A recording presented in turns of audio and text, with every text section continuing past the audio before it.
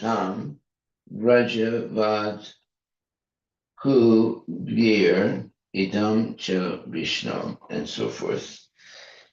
A bona fide listener hears of Krishna's pastimes with the gopis, which seem to be lusty affairs, the lusty desires in his heart, which constitute the heart disease of the conditioned soul, will be vanquished. And he will become a most exalted devotee of the Lord. If one who hears of the gopis' lusty behavior with Krishna becomes free from lusty desires, certainly the gopis who approached Krishna become free from all such desires. Similarly, Sisupala and others who were very much envious of Krishna and who constantly thought of Krishna became free from envy. Nanda Maharaja and Mother Yasoda were fully absorbed in Krishna consciousness because of affection. When the mind is somehow or other fully absorbed in Krishna, the material part is very soon vanquished. And the spiritual parts, attraction to Krishna, becomes manifest. This indirectly confirms that if one thinks of Krishna enviously, simply because of thinking of Krishna, he becomes free from all sinful reactions and thus becomes a pure devotee. Examples of this are given in the following verse, text 31. My dear King Yudhishthira, the gopis by their lusty desires, Kamsa by his fear, Sisupala and other kings by envy, the Yadus by their familial relationship with Krishna, you Pandavas by your great affection for Krishna, and we, the general devotees, by our devotional service, have obtained the mercy of Krishna. That's a nice verse, really nice verse. Purport. Different persons achieve different types of mukti. Sayuja, Salopya, Sarupya, Samipya, and Shasti, according to their own intense desire, which is called bhava. Thus, it is described here that the gopis, by their lusty desires, which were based upon their intense love for Krishna, became the most beloved devotees of the Lord. Although the gopis at Vrindavana expressed their lusty desires in relationship with a paramour, parakya rasa, they actually had no lusty desires. Interesting. This is significant of spiritual advancement. Their desires appeared lusty, but actually they were not the lusty desires of the material world. Chaitanya Charitamrita compares the desires of the spiritual and material world to gold and iron. Both gold and iron are metal, but there is a vast difference in their value.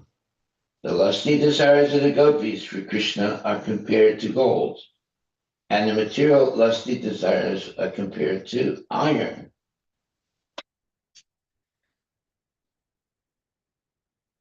Kamsa and other enemies of Krishna merged into the existence of Brahman. But why should Krishna's friends and devotees have the same position? Krishna's devotees attained the association of the Lord as his constant companions, either in Vrindavana or in the Vaikuntha planets. Similarly, although Narada Muni wanders in the three worlds, he has exalted devotion for Narayana, Aishwarya Man, the Vrishnis and Yadus, and the father and mother of Krishna in Vrindavana all have familial relationships with Krishna.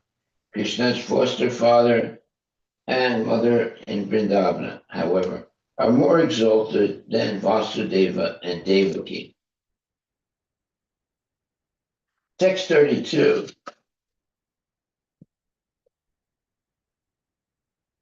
Somehow or other, one must consider the form of Krishna very seriously. Then, by one of the 5 different processes mentioned above, one can return home back to Godhead. Atheists like King Vena, however, being unable to think of Krishna's form in any of these 5 ways, cannot attain salvation.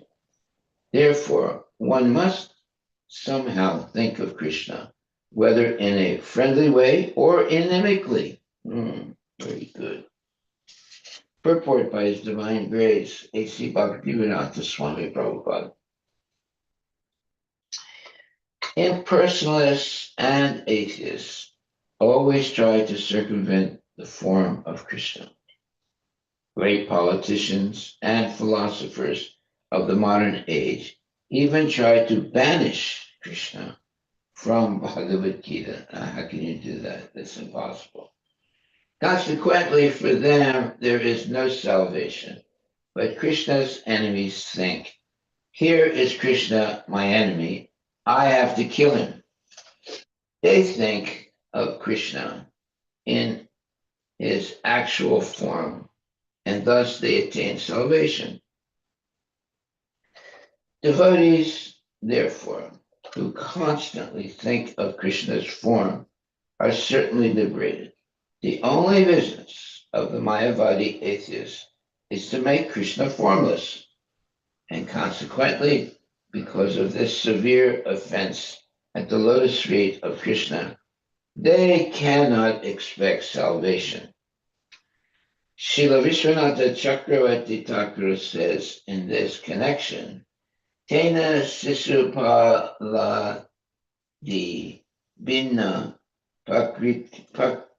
Pratikula Bhavam Didid Isur Yena Eva Narakam Yatiti Baba. Except for Sisupala, those who go against the regulative principles cannot attain salvation and are surely destined for hellish life. The regulative principle is that one must always think of Krishna, whether as a friend or enemy. There it is. If you try to eliminate any thought of Krishna, then you are in real big trouble. But if you're always thinking of Krishna, either with love and devotion or with envy or whatever, you become purified. Narada Muni continued, O best of the Pandavas, your 2 cousins, Sisupala and Dantavakra, the sons of your material aunt, were formerly associates of Lord Vishnu, but because they were cursed by Brahmanas, they fell from Vaikuntha to this material world. Sisupala and Dantavakra, purport. Sisupala and Dantavakra were not ordinary demons, but were formerly personal associates of Lord Vishnu. They apparently fell to this material world, but actually they came to assist the Supreme Personality of Godhead by nourishing his pastimes within this world. Text 34. Maharaj Yudhishthira inquired, what kind of great curse could affect even liberated Vishnu bhaktas, and what sort of person could curse even the Lord's associates? For unflinching devotees of the Lord to fall again to this material world is impossible. I cannot believe this. Okay, let's see what the answer is. Purport by Srila Prabhupada. In Bhagavad Gita 8.16, the Lord clearly states, Mam upepya tu konteya punarjanma navidyate. One who is purified of material contamination and returns home back to Godhead does not return to this material world. Elsewhere in Bhagavad Gita 4.9, Krishna says, Janma karma chame divyam evam yo veti tattvata Chakvadeham punarjanma naitimam eti swarjana. One who knows the transcendental nature of my appearance and activities does not, upon leaving the body, take his birth again in this material world, but attains my eternal abode, O Arjuna. Maharaja Yudhishthira, therefore, was surprised that a pure devotee could return to this material world. This is certainly a very important question. It is. Text 35. The bodies of the inhabitants of Vaikuntha are completely spiritual, having nothing to do with the material body, senses, or life air.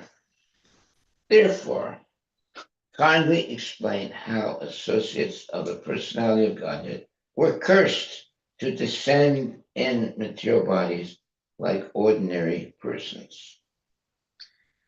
Now, that's a very interesting statement. Let's find out. Purport by Srila Prabhupada. This very significant question would be difficult for an ordinary person to answer. But Narada Muni, being an authority, could answer it. Therefore, Maharaj Yudhishthira inquired from him, saying, Etad akyatam arhasi. Only you can explain the reason. From authoritative sources, it can be discerned that associates of Lord Vishnu who descend from Vaikuntha do not actually fall. They come with the purpose of fulfilling the desire of the Lord, and their descent to this material world is comparable to that of the Lord. The Lord comes to this material world through the agency of his internal potency, and similarly, when a devotee or associate of the Lord descends to this material world, he does so through the action of the spiritual energy. Any pastime conducted by the Supreme Personality of Godhead is an arrangement by Yoga Maya, not Mahamaya. Therefore, it is to be understood that when Jaya and Vijaya descended to this material world, they came because there was something to be done for the Supreme Personality of Godhead. Otherwise, it is a fact that no one falls from Vaikuntha. Whoa, it's very nice. Very, very nice explanation. Of course, a living entity who desires Sayuja Mukti remains in Krishna's Brahman effulgence, which is dependent on Krishna's body. Brahmano hi pratisthaham. Such an impersonalist who takes shelter of the Brahman effulgence must surely fall down. This is stated in the Shastra, Bhagavatam 10.2.32. Yene ravindaksha vimuktamaninas tvai astabhava avisuddha buddhaya arura krichena param padam tata patanti adyo nadrita yusmad angraya. O Lord, the intelligence of those who think themselves liberated, but who have no devotion, is impure. even though they rise to the highest point of liberation by dint of severe penances and austerities, they are sure to fall down again into material existence, for they do not take shelter at your lotus feet. The impersonalists cannot reach the Vaikuntha planets to become associates of the Lord. And therefore, according to their desires, Krishna gives them Sayuja Mukti. However, since Sayuja Mukti is partial Mukti, they must fall again to this material world. When it is said that the individual soul falls from Brahmaloka, this applies to the impersonalist. From authoritative sources, it is learned that Jaya and Vijaya were sent to this material world to fulfill the Lord's desire to fight. The Lord also sometimes wants to fight, but who can fight with the Lord but a very confidential devotee of the Lord? Jaya and Vijaya descended to this world to fulfill the Lord's desire. Therefore, in each of their three births, first is Hiranyaksha and Hiranyakashipu, second is Ravana and Kumbhakarna, third as Sisupala and Dantavakra. The Lord personally killed them. In other words, these associates of the Lord, Jaya and Vijaya, descended to the material world to serve the Lord by fulfilling his desire to fight. Otherwise, as Maharaj Yudhisthira says, Ashradina Ivabhati, the statement that a servant of the Lord could fall from Vaikuntha seems unbelievable. How Jaya and Vijaya came to this material world is explained by Narada Muni as follows. Text 36.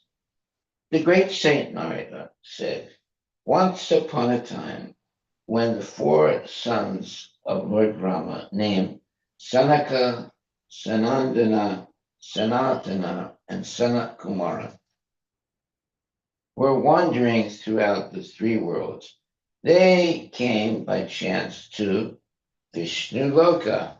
By chance. That's a good chance. I wish that happened to me. Next 37. Although these four great sages were older than Brahma's other sons, like Marichi, they appeared like small, naked children, only 5 or 6 years old.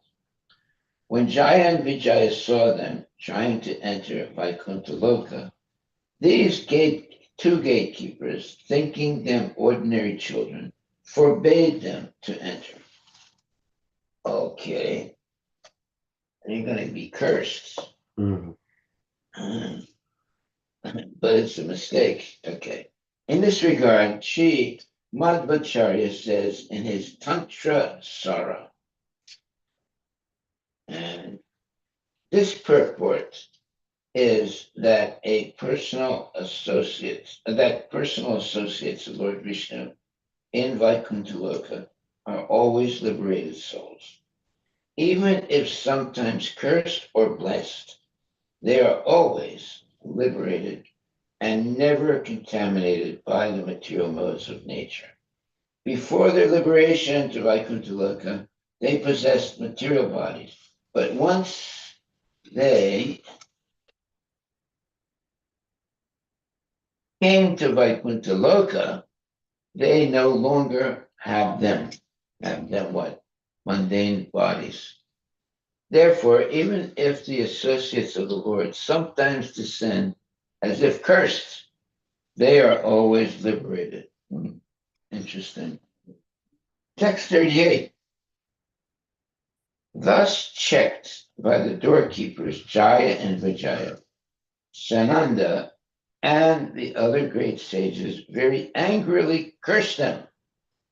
You two foolish doorkeepers, they said, being agitated by the material qualities of passion and ignorance, you are unfit to live at the shelter of Madhu Visa, of the shelter of Madhu Visa's lotus feet, which are free from such modes.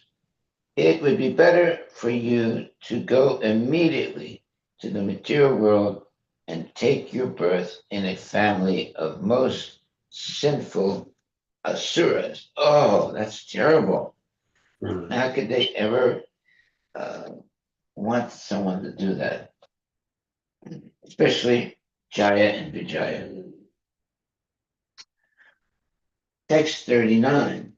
While Jaya and Vijaya, thus cursed by the sages, were falling to the material world, they were addressed as follows by the same sages who were very kind to them. Now, you see, you get cursed on one hand and you get the mercy on the other hand. O doorkeepers, after three births, you will be able to return to your positions in Vaikuntha, for then the duration of the curse will have ended. Okay. Yeah, living entity is eternal. And a mundane curse may last for some time, but it will end, and one is free again from that curse. Next 40. These two associates of the Lord, Jaya and Vijaya, later descended to the material world, taking birth as two sons of Diti, Hiranyakashipu being the elder and Hiranyaksha the younger. They were very much respected by the Daityas and Danavas, demoniac species. Text 41. Appearing as Nrsingadeva, the Supreme Personality of Godhead, Sri Hari, killed Hiranyakashipu when the Lord delivered the planet Earth, which had fallen in the Garbhodaka ocean. Hiranyaksha tried to hinder him, and then the Lord, as Varaha, killed Hiranyaksha. Text 42. During desiring to kill his son Prahlada, who was a great devotee of Lord Vishnu, Hiranyakashipu tortured him in many ways. The Lord, the supreme soul, or the super soul of all living entities, is sober, peaceful, and equal to everyone. Since the great devotee Prahlada was protected by the Lord's potency, Hiranyakashipu was unable to kill him, in spite of endeavoring to do so in various ways. Purport. In this verse, the word Sarvabhutatma Bhutam is very significant. Ishvara Sarvabhutanam, heard they say Rajuna Tistati. The Lord is equally situated in the core of everyone's heart. Thus, he cannot be envious of anyone or friendly to anyone. For him, everyone is the same, although he is sometimes seen to punish someone. This is exactly like a father punishing his child for the child's welfare. The Supreme Lord, the Supreme Lord's punishment is also a manifestation of the Lord's equality. Therefore, the Lord is described as prasantam samadarshanam. Although the Lord has to execute his will properly, he is equipoised in all circumstances. He is equally disposed toward everyone. Okay, so everybody is different, but the Lord can be equally disposed toward everyone. That means he's a pure devotee. Text 44. Thereafter, the same Jaya and Vijaya, the two doorkeepers of the Lord, Vishnu, took birth as Ravana and Kumbhakarna, begotten by Vishrava in the womb of Kesini. They were extremely troublesome to all the people of the universe. Text 45.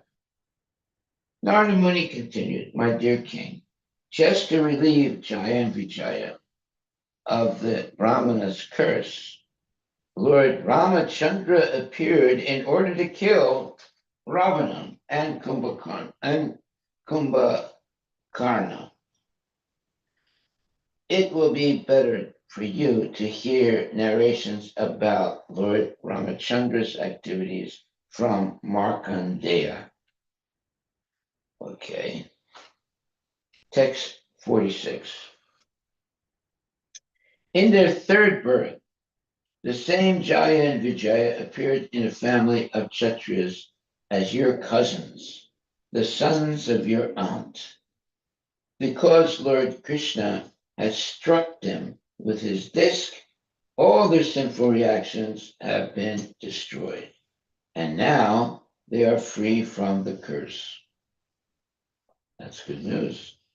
In their last birth, Jaya and Vijaya did not become demons or Rakshasas.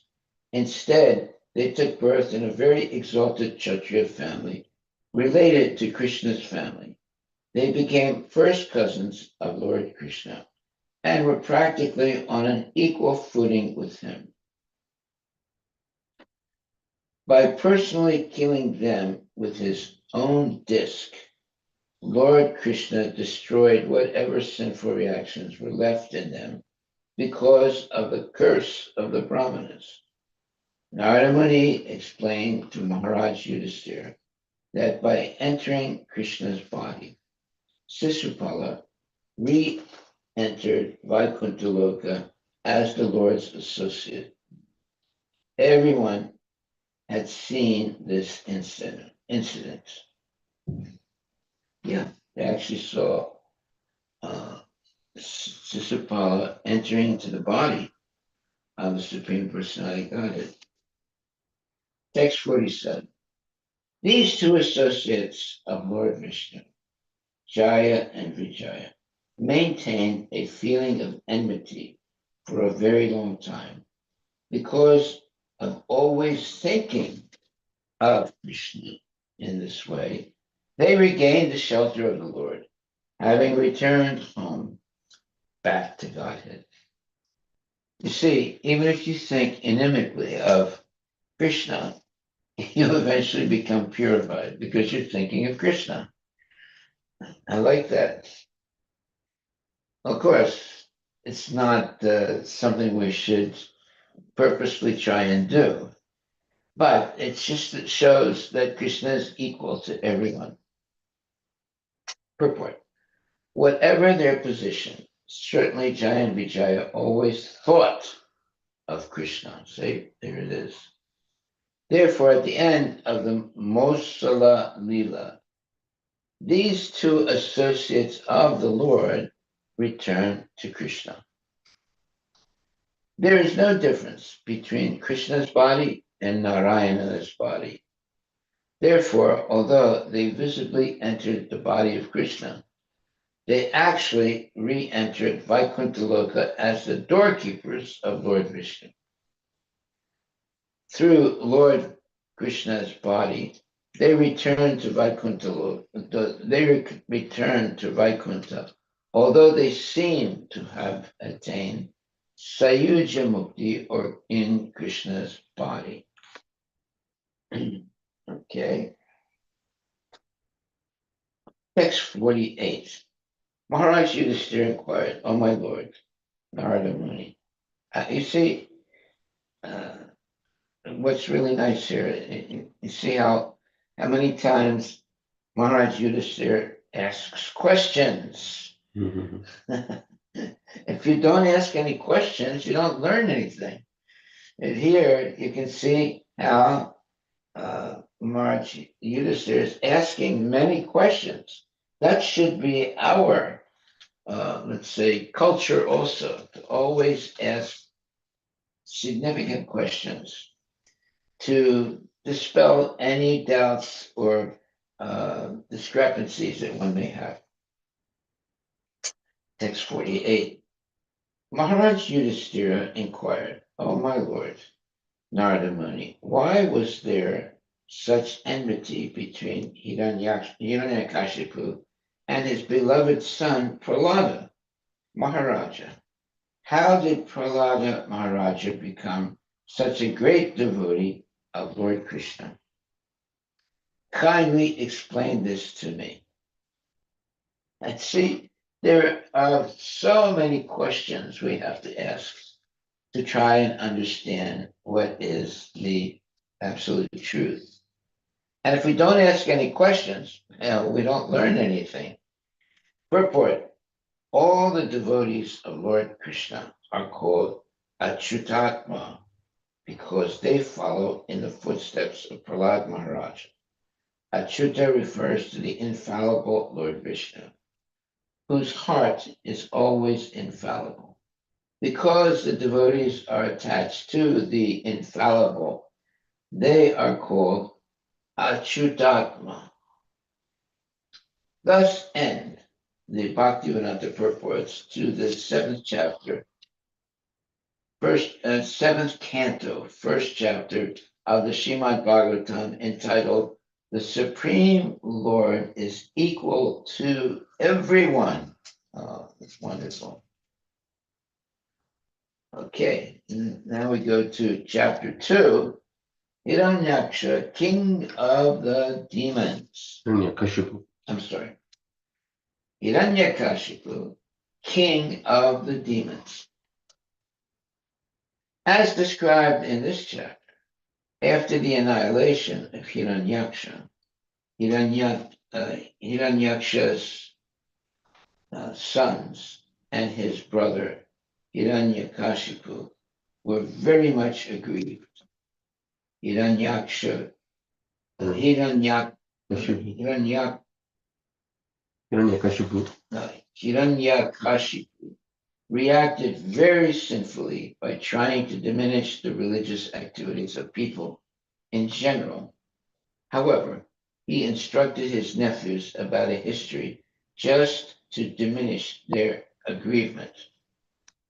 When the Supreme Personality appeared as the boar and killed Hiranyakashipu's brother, Hiranyakashipu was very much aggrieved.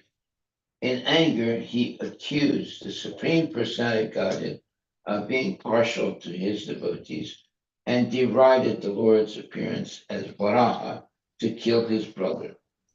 He began to agitate all the demons and Rakshasas and disturb the ritualistic ceremonies of the peaceful sages and other inhabitants of earth.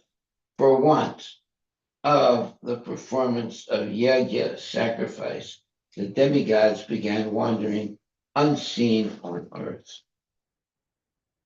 After finishing the ritualistic funeral ceremonies of his brother, Hiranyakashipu began speaking to his nephews, quoting from the Shastras about the truth of life. That's interesting. To pacify them, he spoke as follows: "My dear nephews, for heroes to die before the enemy's glorious, and for heroes to die before the enemy is glorious. According to their different fruitive activities, living entities come together within the material world and are again separated by the laws of nature. We should always know, however, that the spirit soul, which is different from the body, is eternal and inadjustable. In other words, you can't change it. Pure, all pervading, and always and every and always and I'm sorry, and all aware of everything. When bound by the material energy, the soul takes birth in higher or lower species of life according to varying association, and in this way receives various types of bodies in which to suffer or enjoy.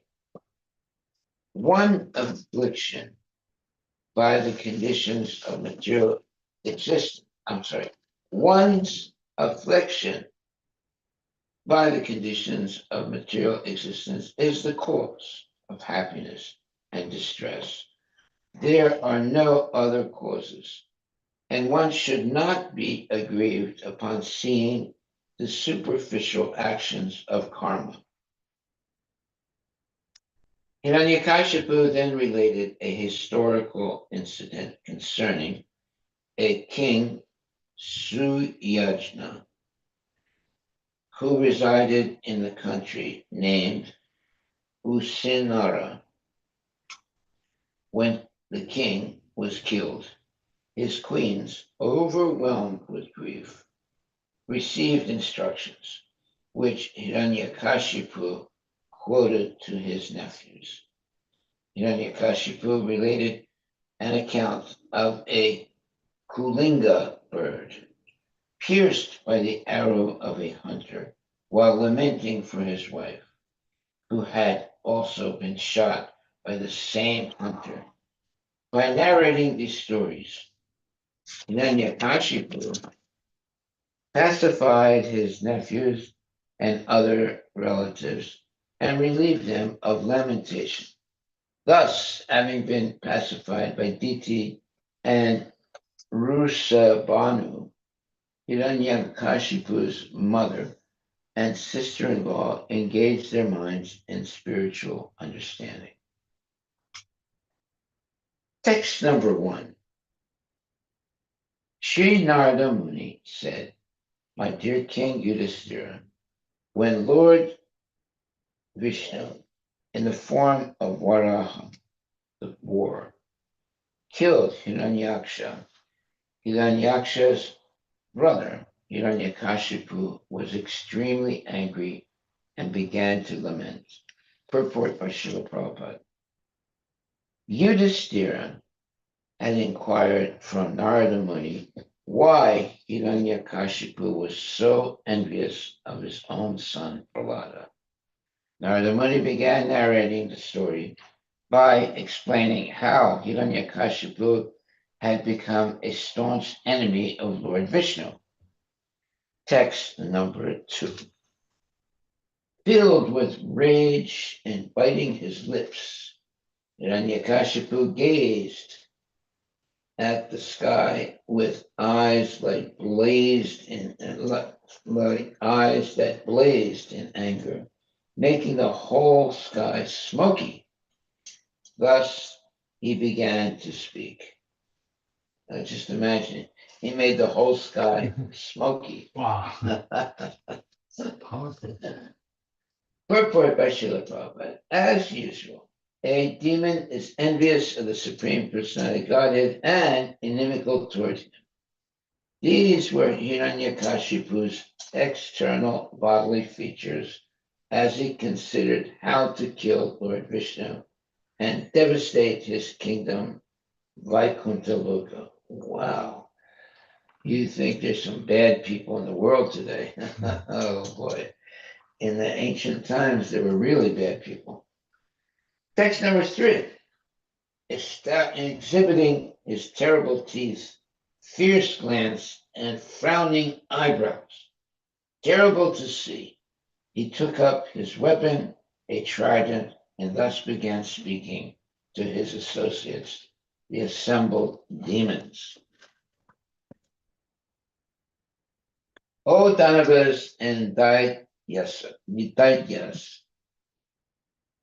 O Dvimurda, Trayaksha, Sambara, Satabahu, O Hayagriva, Namuchi, Paka, and Ilvala, O Viprachiti, Pulomam, Sakuna, and other demons.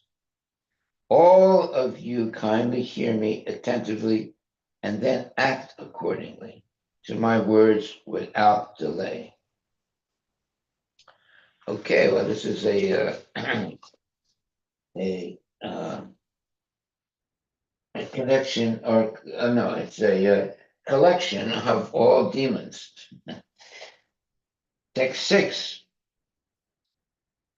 My insignificant enemies, the demigods, have combined to kill my very dear and obedient well-wisher, my brother Hiranyaksha.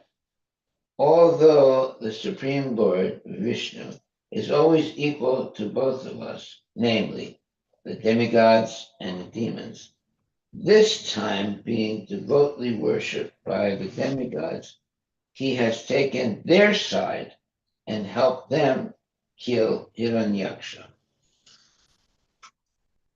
Purport by Srila Prabhupada. As stated in Bhagavad Gita 9:29, Samoham Sarvabhutesu, the Lord is equal to all living entities. Since the demigods and demons are both living entities, how is it possible that the Lord was partial to one class of living beings and opposed to another? Actually, it is not possible for the Lord to be partial. Nonetheless, since the demigods, the devotees, always strictly follow the Supreme Lord's orders, because of sincerity, they are victorious over the demons, who know that the Supreme Lord is Vishnu, but do not follow his instructions.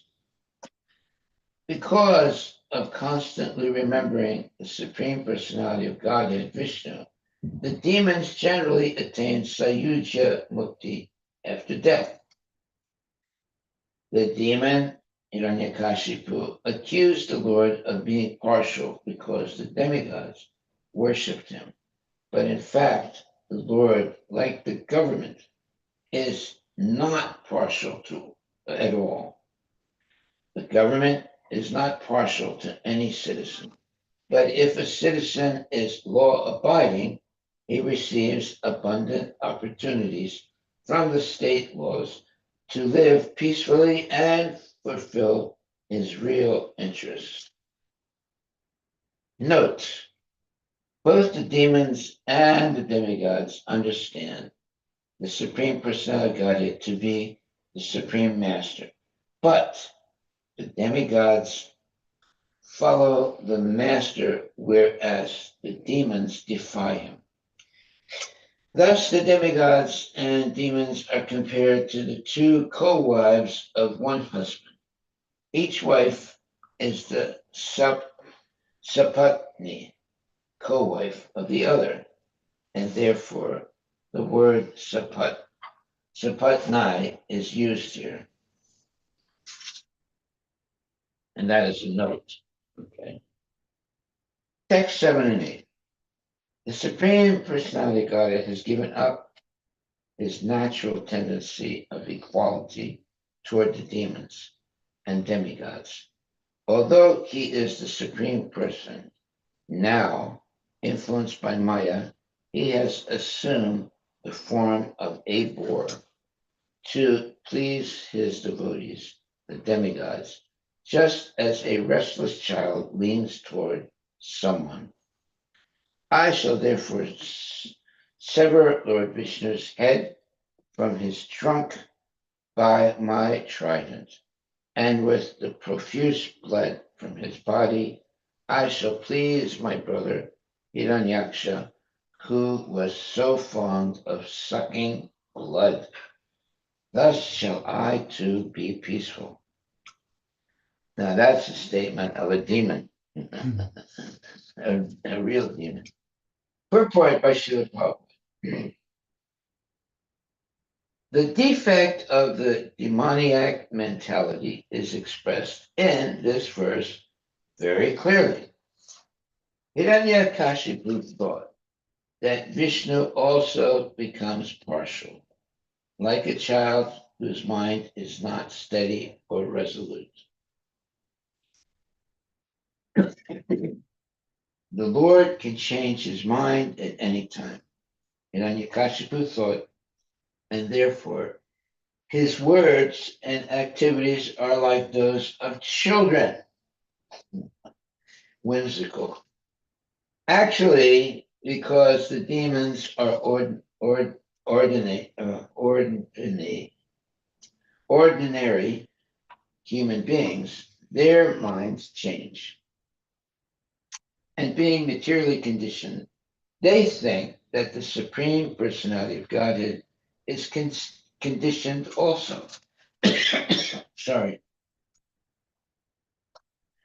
As the Lord says in Bhagavad Gita 9.11, Avajananti mamudha manasintanam asritam. Fools deride me when I descend in a human form. Demons always think that Vishnu can be killed. Therefore, being absorbed in thoughts of Vishnu's form to kill him, at least they have the opportunity to think of Vishnu unfavorably. Although they are not devotees, their thinking of Vishnu is effective, and thus they generally attain Sayuja Mukti. Because the demons consider the Supreme Lord an ordinary living being, they think that they can kill Lord Vishnu as one might kill an ordinary person.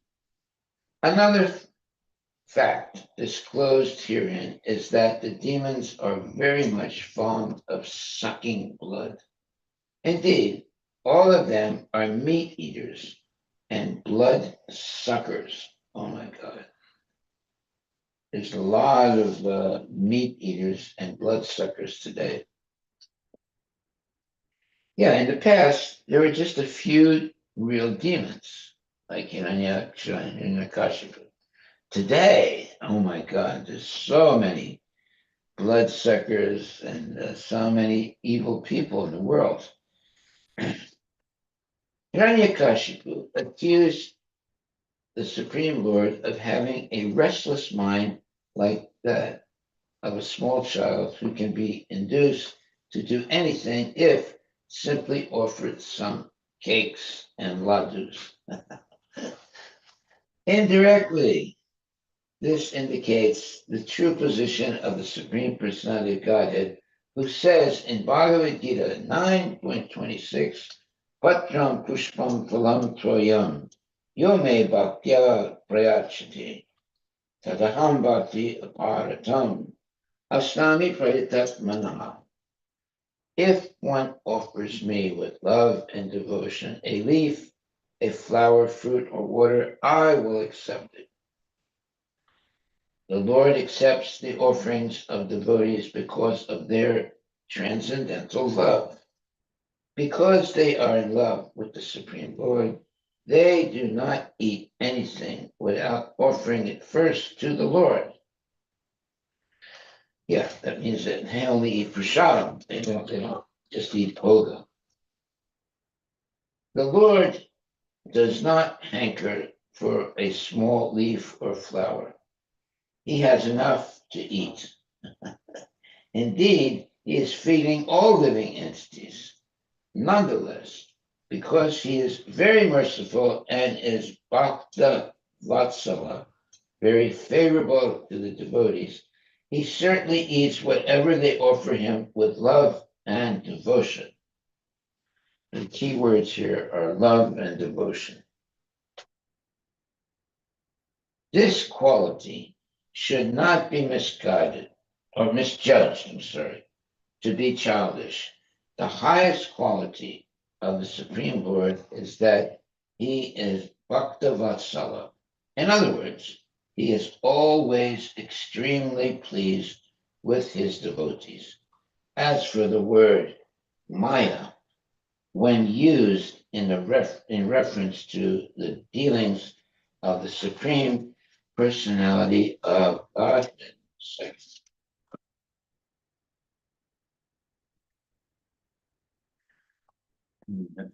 and his devotees, this word means affection.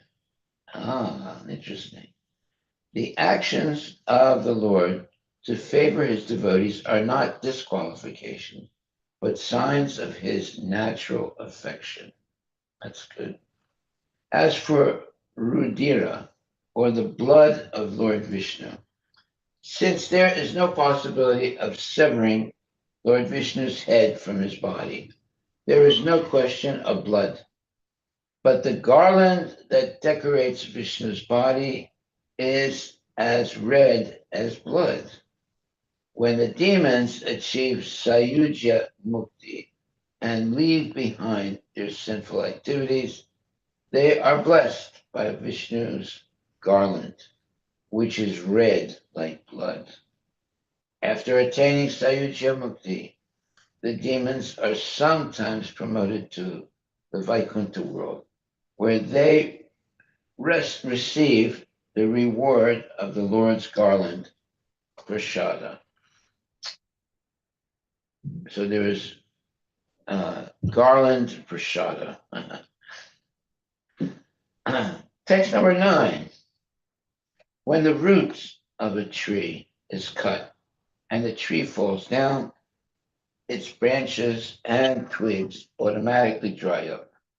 Similarly, when I have killed this diplomatic Vishnu, the demigods for whom Lord Vishnu is the life and soul will lose the source of their life and wither away. Only a demon would speak like this. Purport by Srila Prabhupada.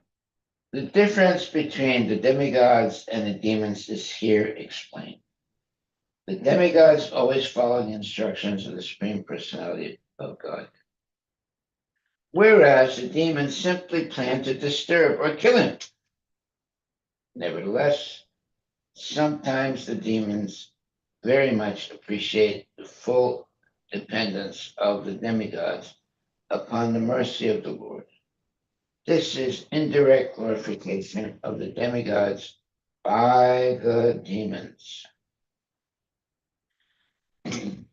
While, next text 10, while I am engaged in the business of killing Lord Vishnu, go down to the planet Earth, which is flourishing due to the Brahminical culture and a Kshatriya government.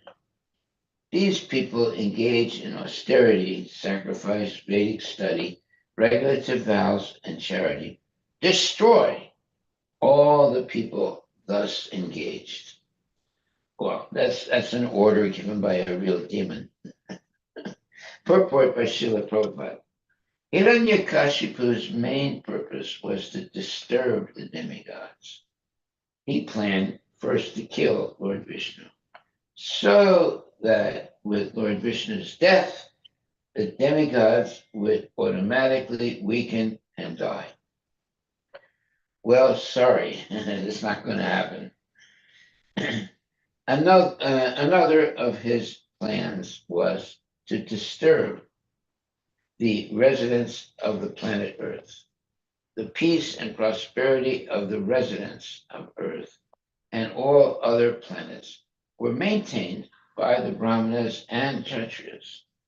The Lord says in Bhagavad Gita 4.13, Chaturvanyam maya shistam guna karma vibhagasa, according to the three modes of material nature and the work ascribed to them, the four divisions of human society were created by me.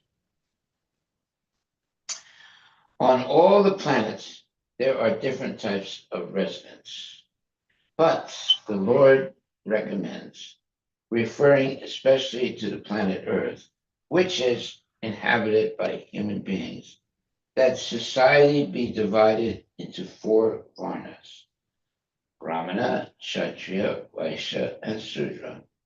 Before the advent of Lord Krishna on this earth, it is understood that the earth was managed by the Brahmanas and Kshatriyas. The duty of the Brahmanas is to cultivate sama, peacefulness. Dhamma, self-control. Titiksha, tolerance. Satyam, truthfulness. Socham, cleanliness. And Arjavam, simplicity. And then to advise the Kshatriya kings how to rule the country or planet. Following the instructions of the Brahmanas, the Kshatriyas should engage the populace in austerity, sacrifices, Vedic study, and adherence to the rules and regulations established by Vedic principles. They should also arrange for charity to be given to the Brahmanas, sannyasis, and temples. This is the godly arrangement of Brahminical culture. People who are inclined to offer yajna, because unless sacrifices are offered, there will be insufficient rain.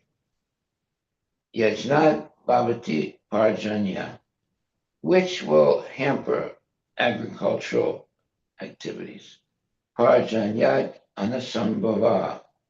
By introducing Brahminical culture, therefore, a Kshatriya government should engage people in performing yajna, studying the Vedas, and giving charity.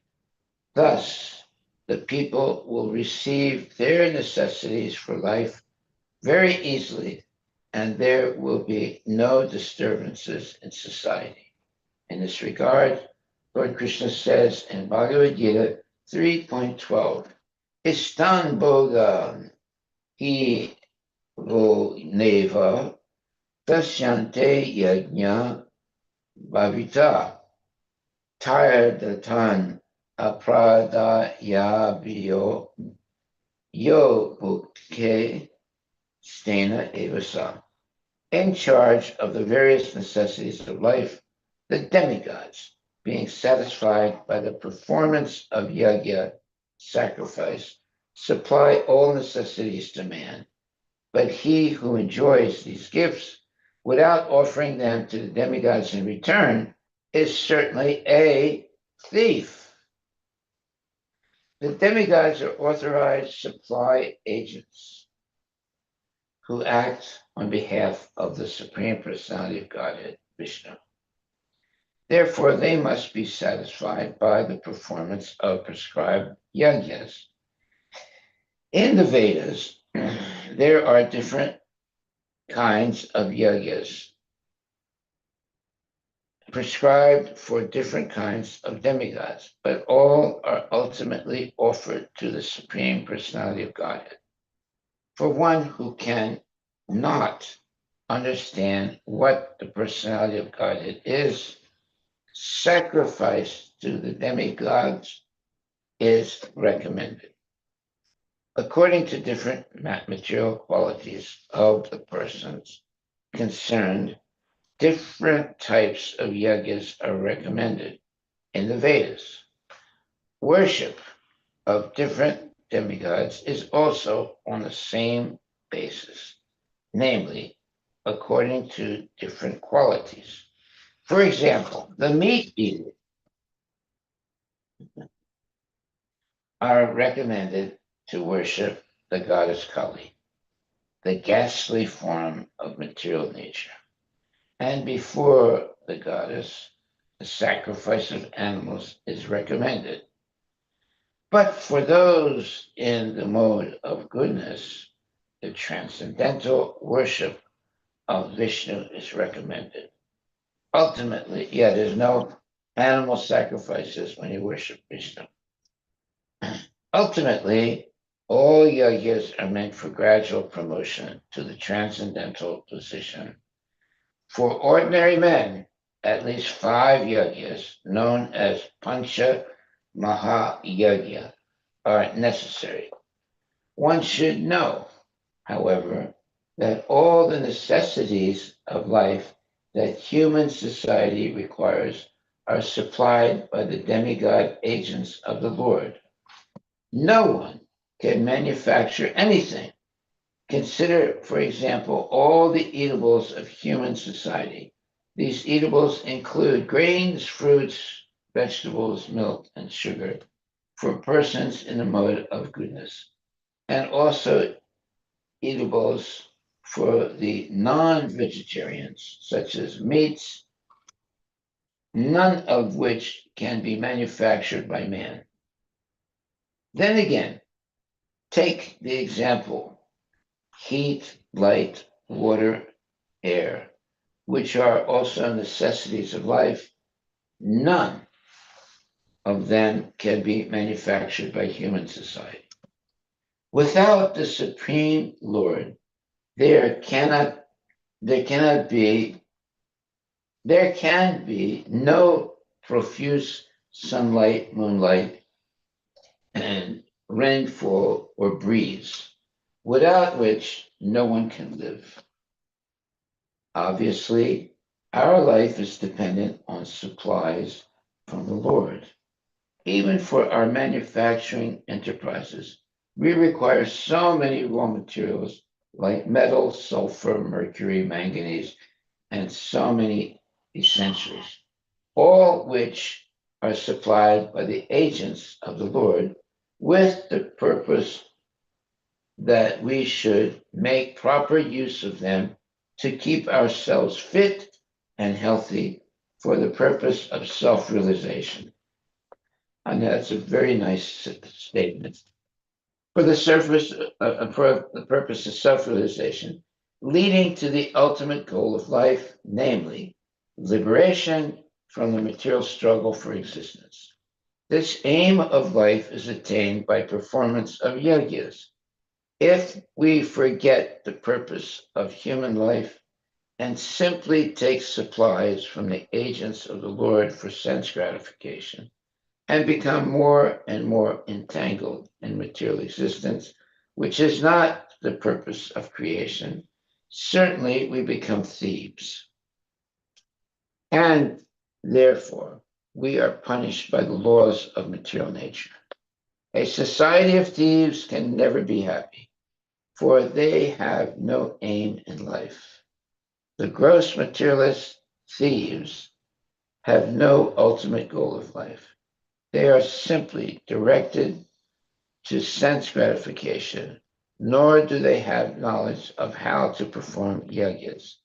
Lord Chaitanya, however, inaugurated the easiest performance of yajna, namely the Sankirtana yajna, which can be performed by anyone in the world who accepts the principles of Krishna consciousness.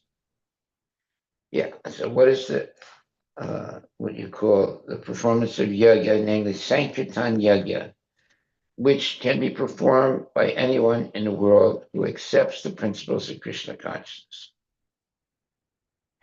Hiranyakashipu planned to kill the inhabitants of earth so that yajnas would stop and the demigods being disturbed would die automatically when Lord Vishnu, the Yajnaswara, was killed. Oh man, what terrible statements those are. These were the demoniac plans of Hiranyakashipu, who was expert in such activities. Yeah, expert demon. Text 11. The basic principle. Oh, I'm sorry. Are we over time? No. Yeah. Usually we go till 8 o'clock, Maharaj. 8 o'clock. Okay. The basic principle of Brahminical culture is to satisfy Lord Vishnu, the personification of sacrificial and ritualistic ceremonies. Lord Vishnu is the personified reservoir of all religious principles, and he is the shelter of all the demigods, the great pitas, and the people in general. When the brahmanas are killed, no one will exist to encourage the Kshatriyas to perform yajnas, and thus the demigods, not being appeased by yajna, will automatically die. Wow. Purport by Srila Prabhupada. Since Vishnu is the central point of Brahminical culture, Hiranyakashipu's plan was to kill Vishnu.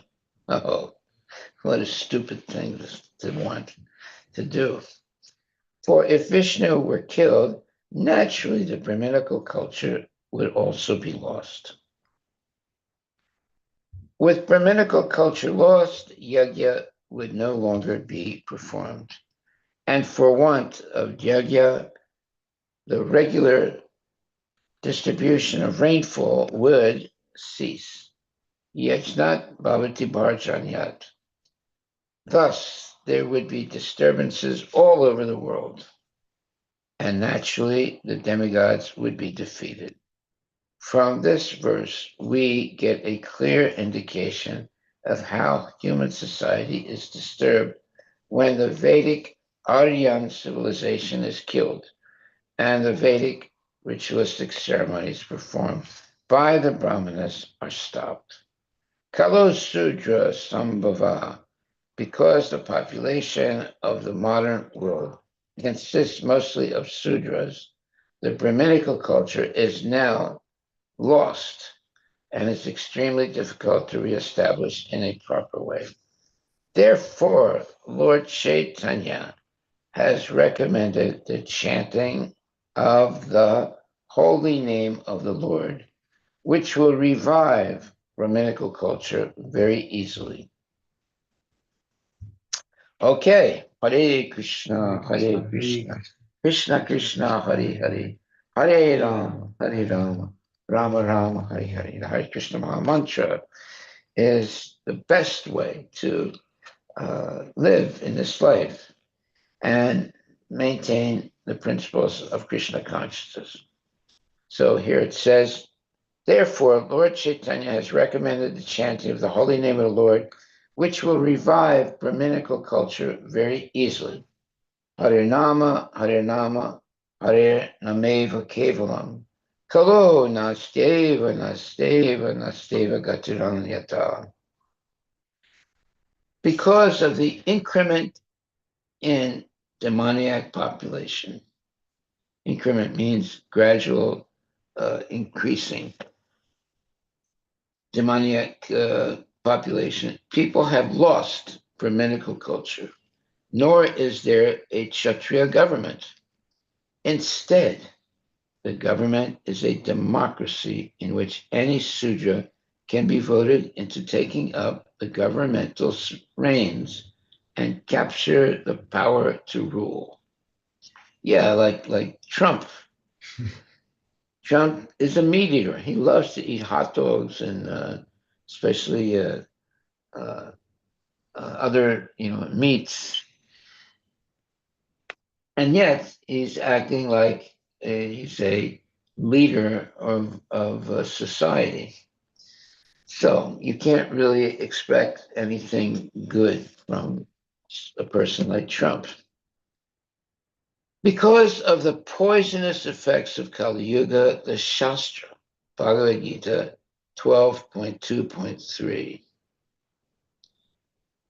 says, Dasyu Prayesu Rajasu. The government will adopt policies of dasyas or plunderers. Thus, there will be no instructions from the Brahmanas, and even if there are Brahminical instructions, there will be no Kshatriya rulers who can follow them. Aside from Satya Yuga, even formerly in the days when demons were flourishing, Hiranyakashipu planned to destroy the Brahminical culture and the Kshatriya government, and thus create chaos all over the world. Although in Satya Yuga, this plan was very difficult to execute, in Kali Yuga, which is full of Sudras and demons, the Brahminical culture is lost and can be revived only by the chanting of the Maha Mantra, Hare Krishna, Krishna Krishna, Hare Hare, Hare Rama, Rama Rama, Hare Hare. Therefore, the Krishna consciousness movement, or the Hare Krishna movement, has been inaugurated to revive Brahminical culture very easily so that people may become happy and peaceful in this life and prepare for elevation in the next. In this regard, Srila Madhvacharya quotes this verse from the Brahmanda Purana.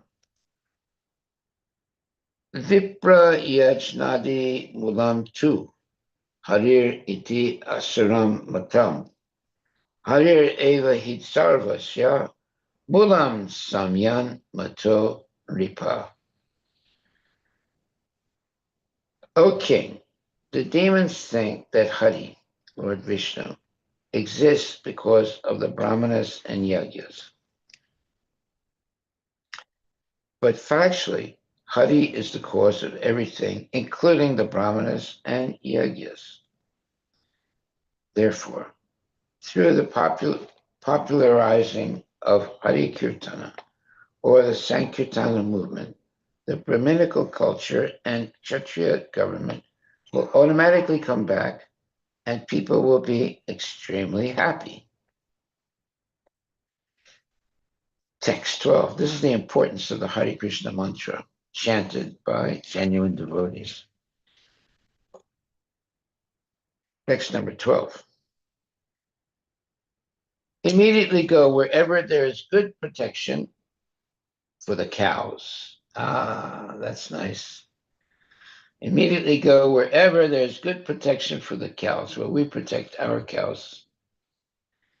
And Brahmanas, and wherever the Vedas are studied in terms of the Varnashrama principles. Set fire to those places and cut from the roots the trees there, which are the source of life. Well, this is an instruction by a demon. Immediately go wherever there is good protection for the cows and Brahmanas, and wherever the Vedas are studied in terms of the Varnashrama principles, set fire to those places and cut from the roots the trees there, which are the source of life. You see how demons think, and demons do. Purport. The picture of proper human civilization is indirectly described here. In a perfect human civilization, there must be a class of men fully trained as perfect brahmanas. Similarly, there must be kshatriyas to rule the country very nicely, according to the injunctions of the Shastras.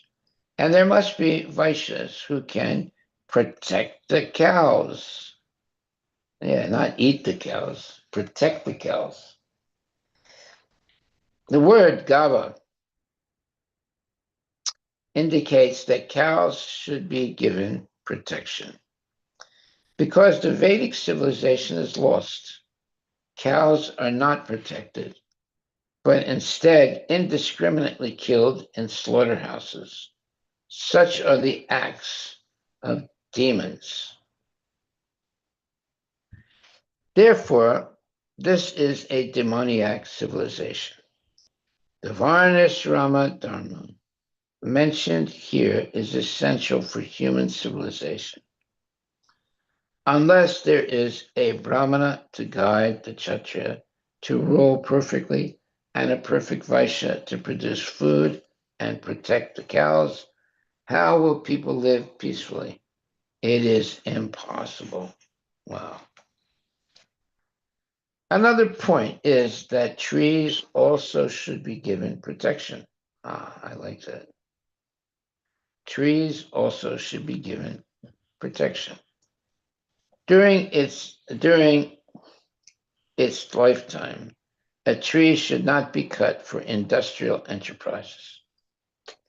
In Kali Yuga, trees are indiscriminately and unnecessarily cut for industry, in particular for paper mills that manufacture a profuse quantity of paper for the publication of demoniac propaganda, nonsensical literature, huge quantities of newspapers, and many other paper products.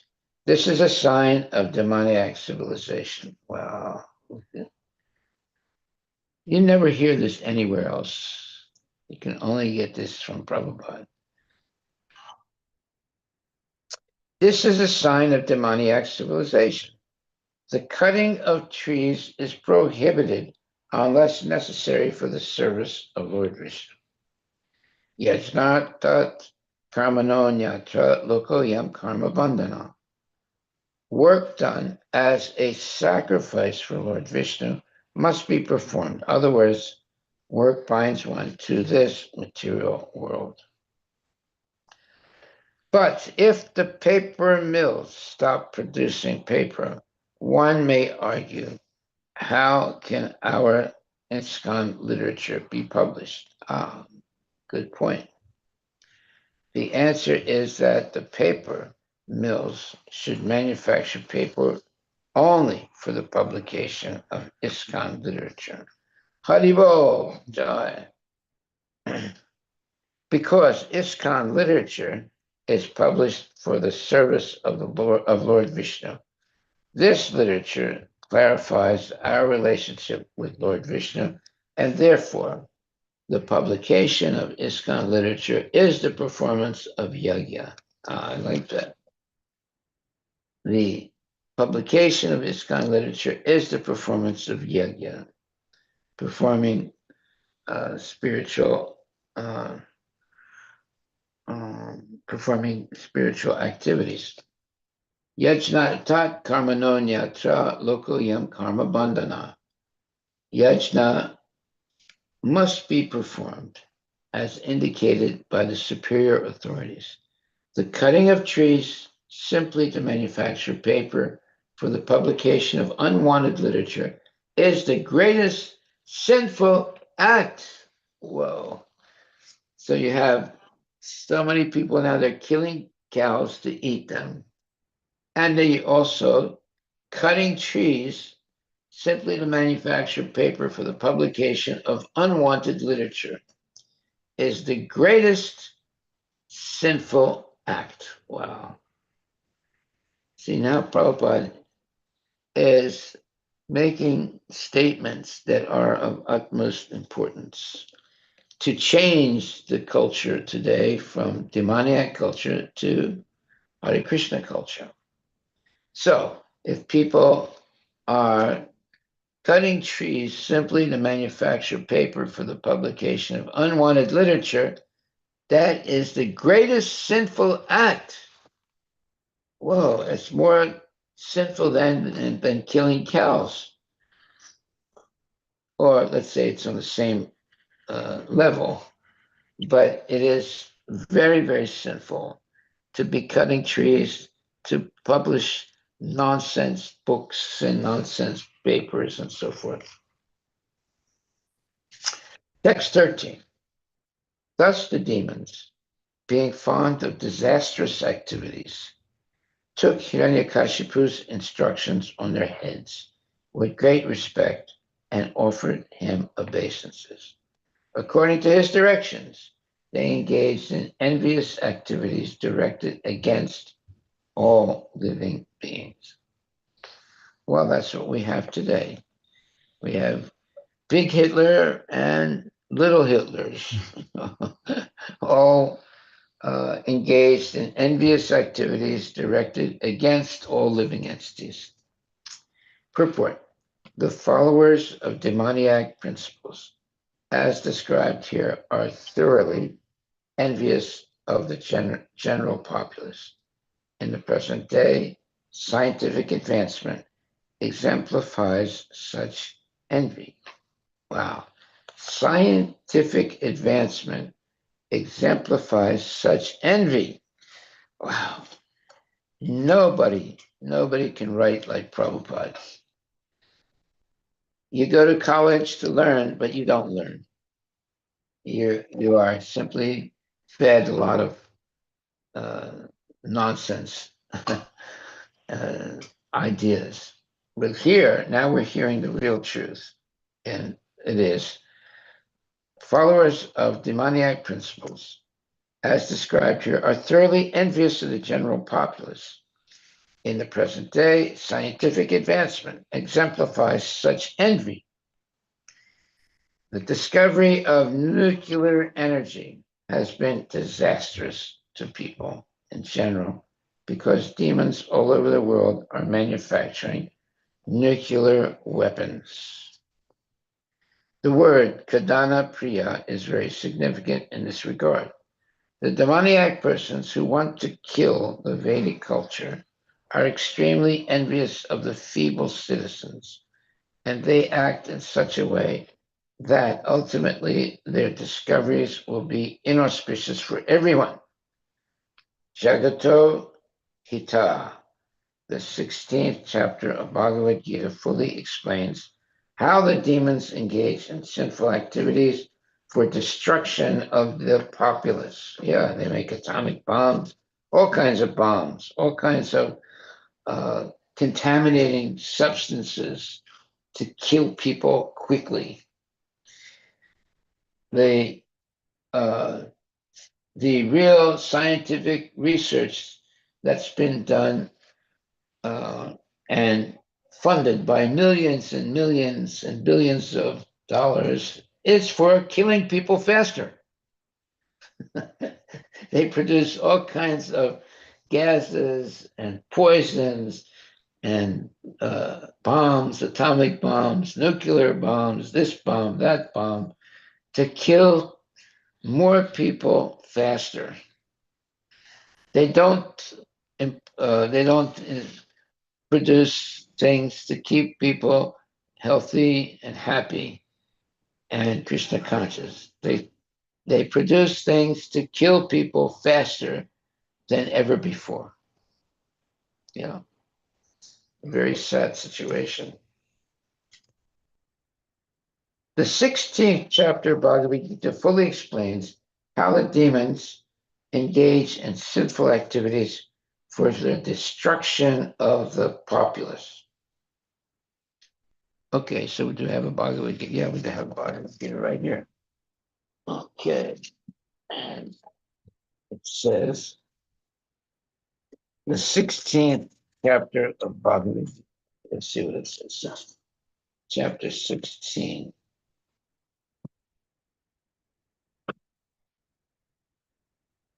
All right. Oh, yeah. Yeah.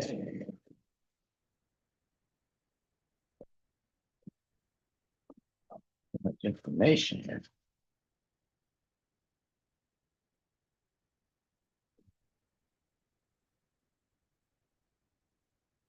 Okay, so here in the 16th chapter, it says, Dambo Darpo Vimanascha Kroda Parusyam Evacha Ajnanam Javi Jatasya Partha Sampadam Asurim.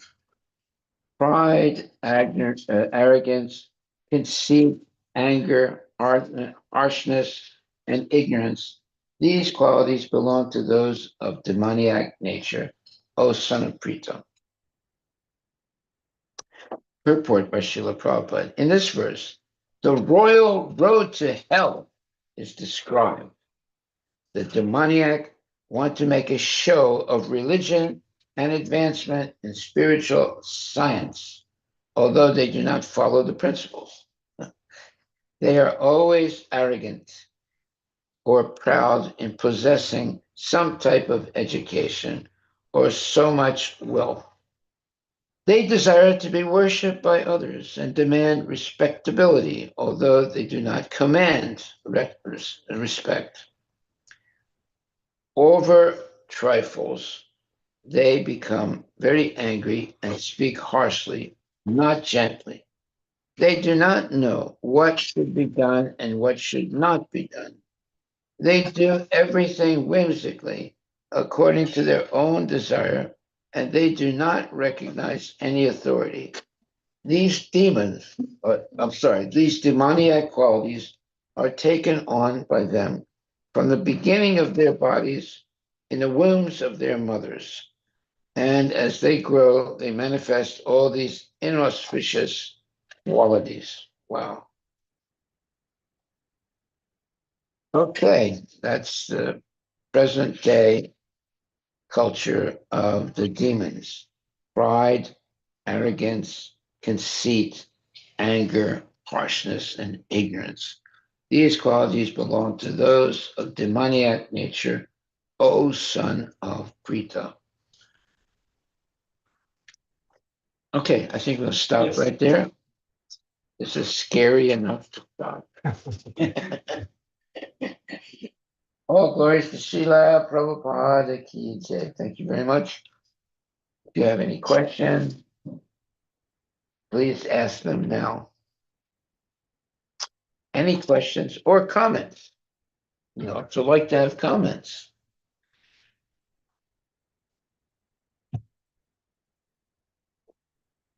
Hare Krishna Guru Maharaj, please accept my humble obeisances. All glories to Srila Prabhupada. Haribol.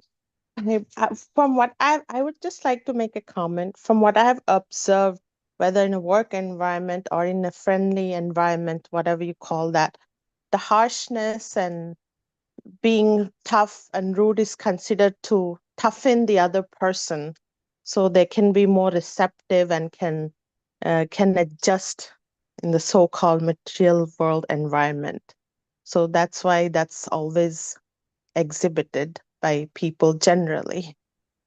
Would you like to expand on that? Thank you. Well, in Krishna consciousness, we uh, we maintain Brahminical principles of cleanliness, holiness, gentleness, etc. And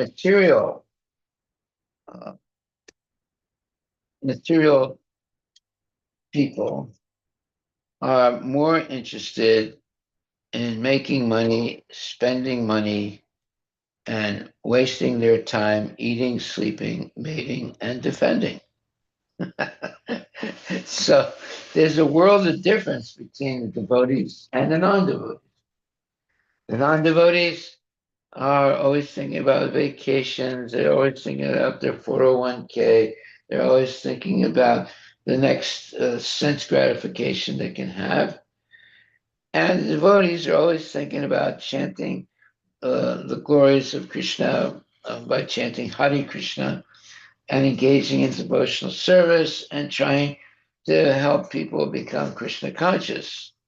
So there's a world of difference between the demons or the normal people who, when I say normal people, the uh, uh, the, the demoniac population of people who want to destroy uh, dharma and live wanton, uh, let's say, life of sense gratification, and the devotees who want to eliminate sense gratification for for selfish purposes and engage in service of the Lord and glorifying the Lord.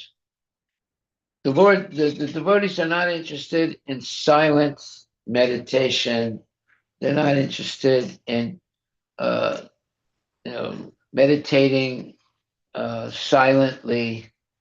No, they want to chant, they want to dance, they want to preach, and they want to be spreading Krishna consciousness all over the world, not living in a closet and meditating silently.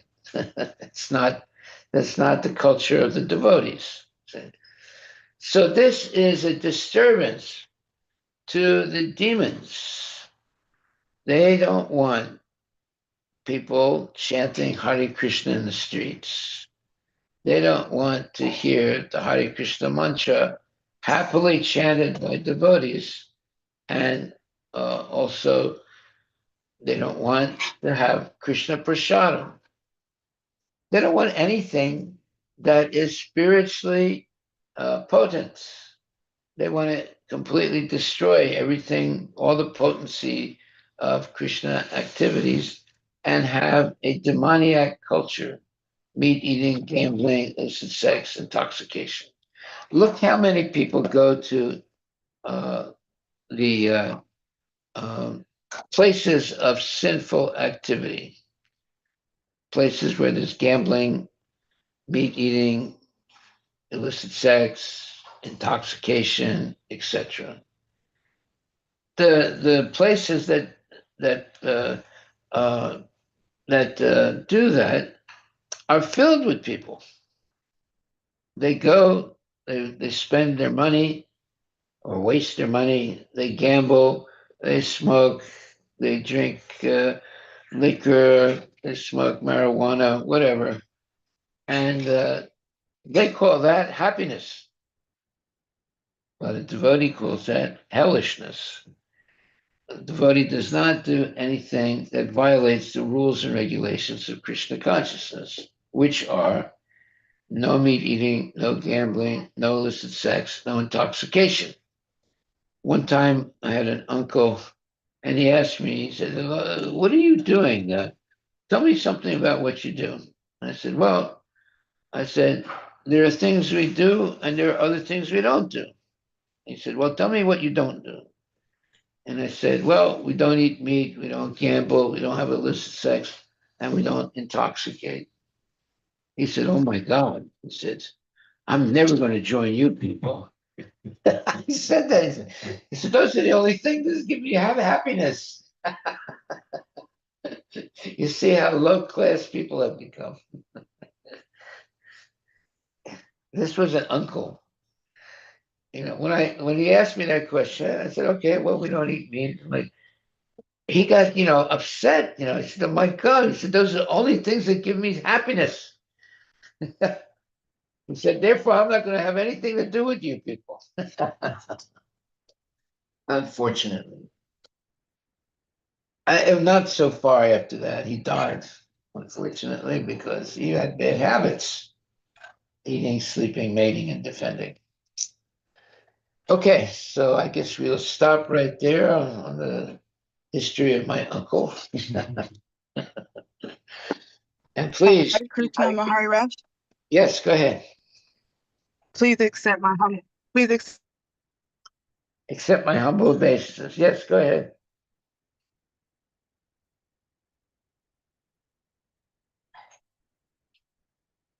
Hare Krishna, we can't hear you, Mataji.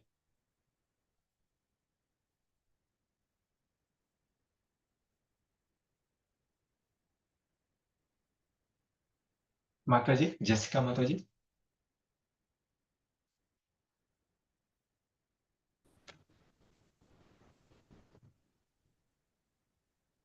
Okay, since we can't hear you, Mataji, we'll have to adjourn unless we can hear you. So, Can you hear me? yeah, I can hear you now. Yes, go ahead. Oh, sorry. Um, so Krishna, the super soul in every living entity, and us being the jiva. My question is the spiritual master at all jiva, or is he only super soul? Because I was told that he was only the spiritual master is only super soul. Only super soul. Yeah, that's what a devotee told me, and I didn't understand that, so I wanted to ask you. You're not the only one that doesn't understand that. Yeah.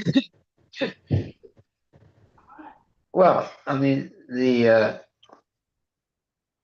to be a devotee, you follow the regulative principles of Krishna consciousness, and you are humble and meek, but very spiritually active.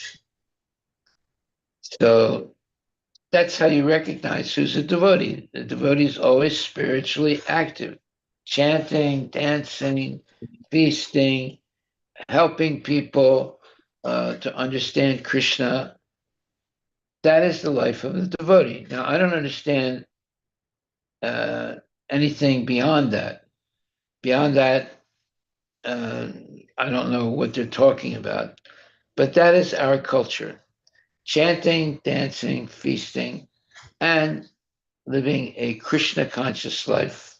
No meat eating, no gambling, no illicit sex, no intoxication, always chanting the Hare Krishna Maha Mantra, always helping people understand more and more about Krishna, and always engaging in spiritual activities to uplift the consciousness of the people.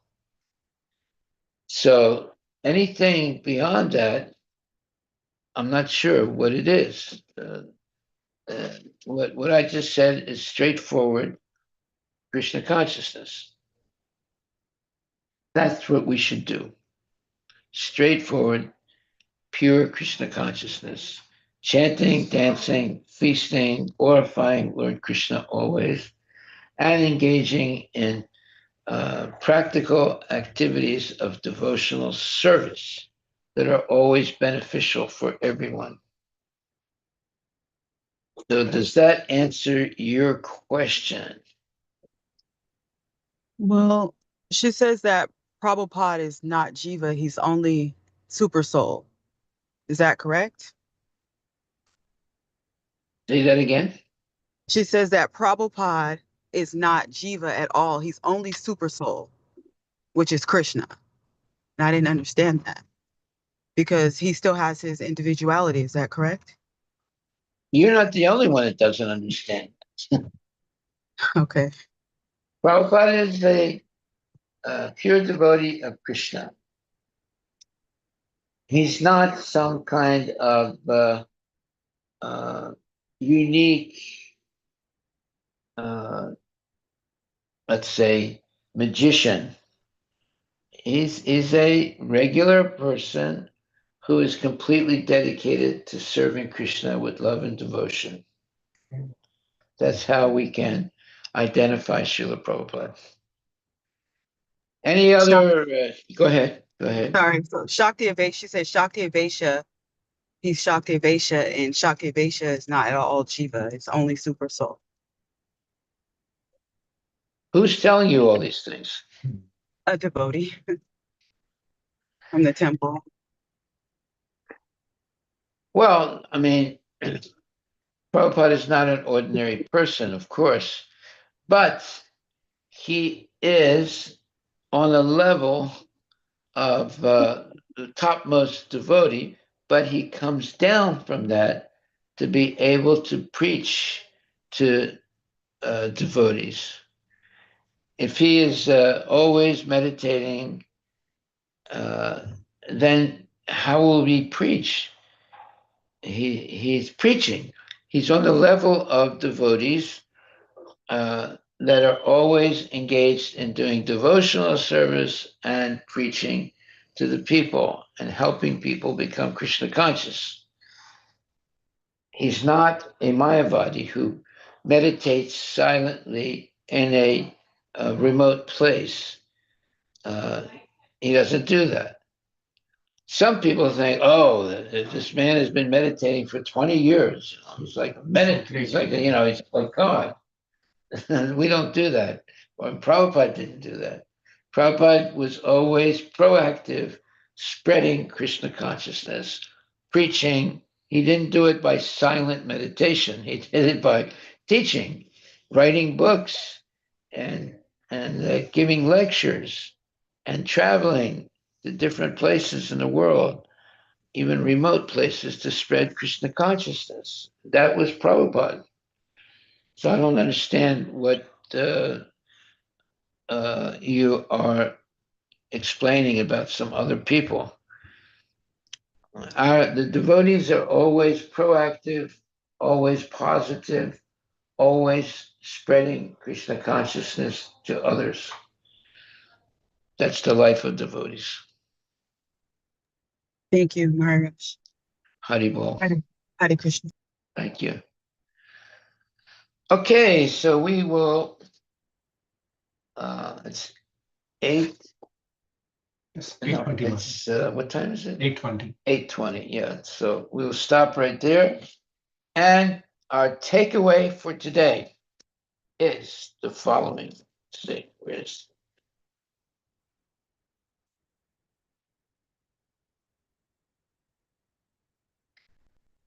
and it says in Canto 7, Chapter 2, text number 13. Thus the demons, being fond of disastrous activities, took Hiranyakashipu's instructions on their heads with great respect and offered him obeisances. According to his directions, they engaged in envious activities directed against all living beings. And the purport to that verse, which is Canto 7, Chapter 2, text number 13. The followers of demoniac principles, as described here, are thoroughly envious of the general populace. In the present day, scientific advancement exemplifies such envy. Wow, I love that statement. Scientific advancement exemplifies such envy.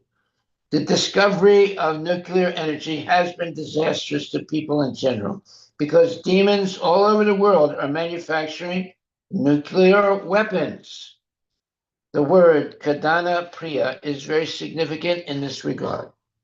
The demoniac persons who want to kill the Vedic culture are extremely envious of the feeble citizens, and they act in such a way that ultimately their discoveries will be inauspicious for everyone. The 16th chapter of Bhagavad Gita fully explains how the demons engage in sinful activities for the destruction of the populace. That doesn't sound positive to me. That sounds very, very negative. So all these, big uh, leaders of society, they're engaged in horrible activities, trying to destroy things, not to build things. And they're getting more and more lethal weapons that can kill people faster than ever before. And these weapons can kill more people faster than ever before. That's what they have developed through their research. More lethal weapons.